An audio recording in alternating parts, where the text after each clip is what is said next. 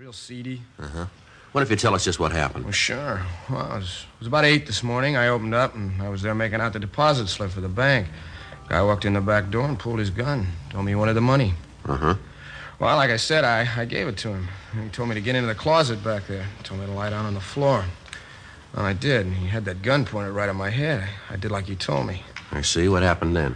Well, he walked over to the door and flipped the lock on it a couple of times, make sure it worked. Yeah.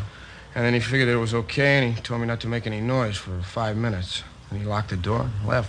That's it. Took all the money. How much money did he take, would you know? Yeah, to the penny. I just finished adding it up. Just a minute. All right. I got the figures on the machine. Tell you right away.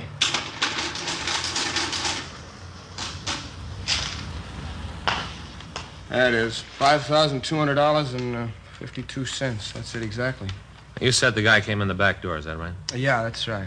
Well, were you open? I mean, was the store open for business? No, we weren't. You see, I usually don't open before 8:30. Leave the back door open, though, for deliveries, bread, milk, stuff like that. Uh-huh. What if you could give us a description of the man? Well, sure. Like I said, he was old. Say around 70, around in there. Uh-huh. About how tall was he? I'd say maybe 5'7", not much more than that. How much did he weigh, would you know? Not much, maybe 125. How about his complexion? Real tan, like he'd been out in the sun a lot. Face was all wrinkled. How about the color of his eyes? Blue, real blue. Mm-hmm. Now, what about his clothes? A real bum. Had on this old overcoat, brown, all frayed, ragged around the sleeves. Had a patch on the right elbow. Patch looked like it was kind of dark serge material. Was he wearing a hat? Yeah, blue, all beat up. You could see the dirt around the brim. Mm-hmm. How about his shirt and trousers? Blue striped shirt and old kind of brown pants, no press. Looked like he was getting ready to jump in them. Real seedy.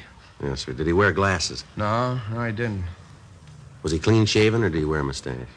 Well, he had about a 4 or 5 day old growth of beard, white. I see.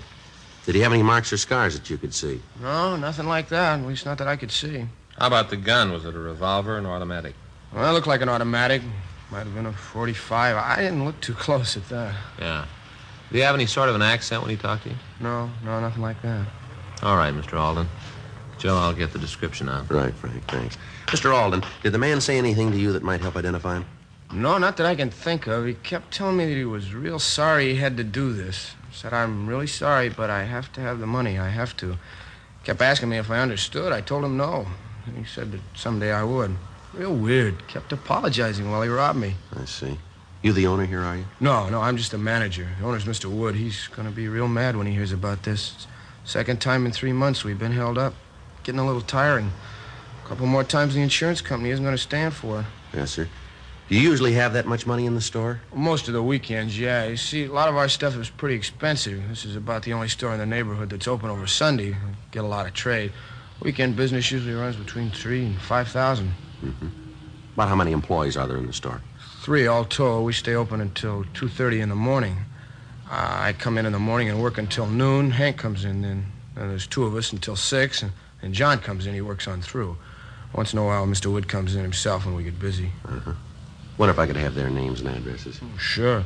They weren't involved in it, I'm sure of that. Well, we have to check them out anyway, Mr. Alden. Yeah, I suppose so. But I tell you, he knew what he was doing, the way he moved. The way he knew just when to come in. This fellow's done that sort of thing before. Trying to say he was sorry about taking the money. He wasn't fooling anybody. No, sir, not a soul. Real bum, seedy, you know? Yes, sir. All that baloney about how he had to have the money wasn't any other way. He wasn't sorry, not at all.